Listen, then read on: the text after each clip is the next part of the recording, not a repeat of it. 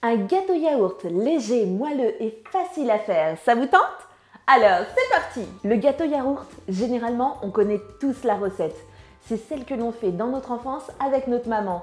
Alors, on l'adore parce qu'elle est facile et rapide à faire, elle n'est pas très chère à réaliser, elle est pratique parce qu'on utilise le pot en yaourt en contenant, donc on n'a pas besoin d'une balance de précision ou d'un verre doseur.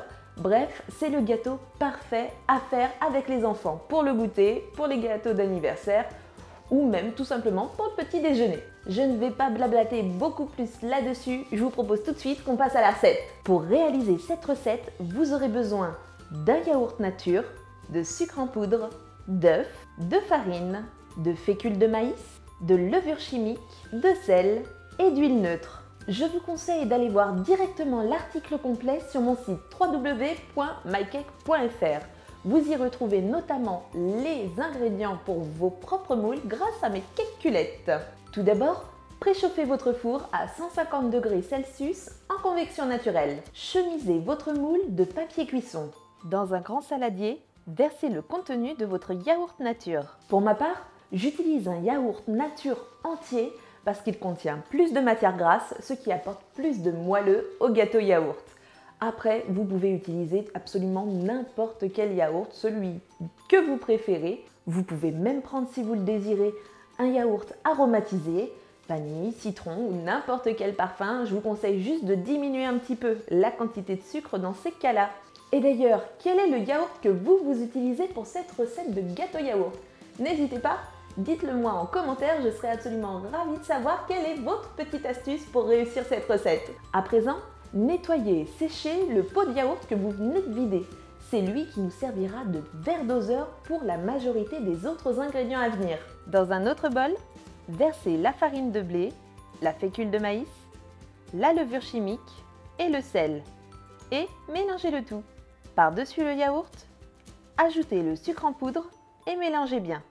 Ajoutez ensuite les œufs et mélangez à nouveau. À présent, on ajoute le mélange farine, fécule, levure chimique et sel en le tamisant et on mélange à nouveau. Enfin, on ajoute l'huile neutre et on mélange une dernière fois. Vous voyez, c'est une recette vraiment très facile à faire.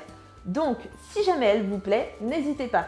Mettez-moi des petits pouces pour me soutenir et pensez à vous abonner en cliquant sur le bouton ci-dessous et sur la petite clochette à côté. Versez la préparation dans votre moule chemisé et faites cuire à 150 degrés Celsius. Pour vérifier si votre gâteau est bien cuit, il vous faut planter la lame au cœur de votre moule.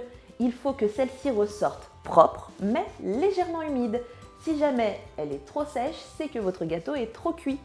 Si jamais elle n'est pas propre, c'est que le gâteau n'est pas assez cuit. Voilà donc la base du gâteau yaourt. À présent, vous pouvez vraiment l'aromatiser avec tout ce dont vous avez envie.